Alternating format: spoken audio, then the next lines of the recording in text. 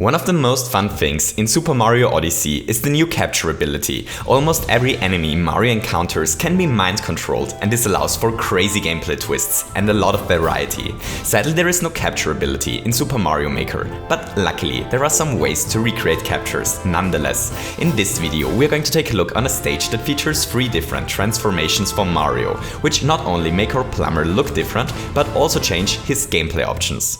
So you ready? Let's do this!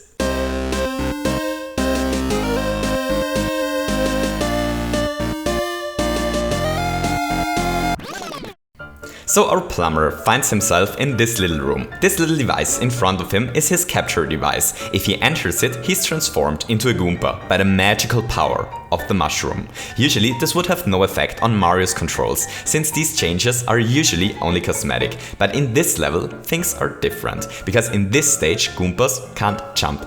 Or to be precise, they can jump, but they shouldn't, because this makes the floor collapse. So we took a look at don't jump contraptions before, and this mechanic wouldn't be that interesting if it wasn't for the fact that Mario, as Mario, is able to jump in this room as much as his heart desires. Only Goombas can't jump here, but only Goombas are able to destroy these blocks which block the path. So our plumber needs to transform into a Goomba first in order to break these blocks. Then he needs to retransform into his true self by touching the ouching saw blade, which in consequence allows him to jump over this gap. Now, Mario is able to leave this room through a pipe and finds himself in a small reward room. Hooray!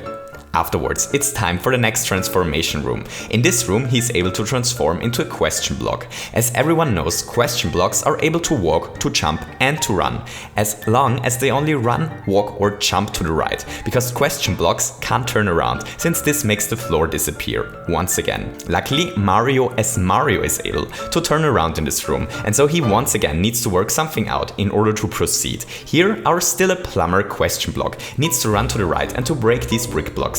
Then our question block has to transform back into Mario once again and to re-enter the room. With the blocking blocks gone, he's able to hit these blocks, which activates the spiny. If Mario follows the spiny destroys the block which blocked the pipe, and our mind controlling Italian jump and runner is able to reach the last area of this stage. Hooray!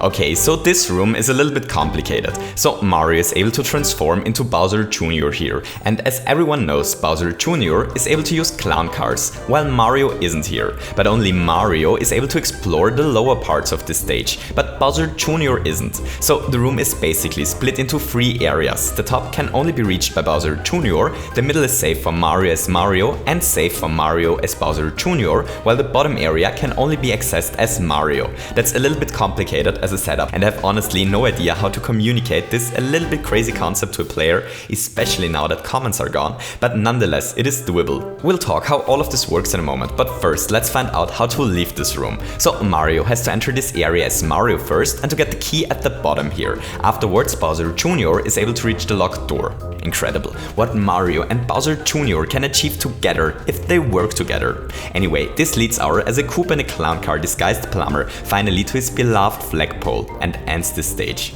So how does all of this work? Well, it's actually surprisingly simple. Basically, we wire don't do something contraptions to a mushroom detection contraption. This is what a Goomba can't jump contraption looks like. The Buzzy Beetle tests the Goomba's vertical position and is always active, but there's only a P-switch for the beetle to trigger if Mario wears a costume, thanks to this mushroom detection contraption. So how does the a question block can't look left contraption work? It's the same concept once again. Here we have a classic don't look left contraption, which is set up in a way that moves this P-switch 1 block higher if it is triggered. At the top is a mushroom detection contraption. If this contraption is triggered, this cannon drops down, which means that the only way for the P-switch to get triggered is if both contraptions give a positive output, which is when Mario wears a costume and looks to the left. Okay, so the Bowser Jr. contraptions. This room uses 2 different contraptions. One that tests Mario's costume and his vertical position towards the bottom, and one that tests for a costume and Mario's vertical position towards the ceiling. The one at the bottom uses Schrödinger's node block and a really simple mushroom detection contraption. So what basically happens here is that this node block can only trigger the P switch if he's on screen, but the node block is only triggered if Mario wears a costume. Okay, the last contraption is similar to the first one,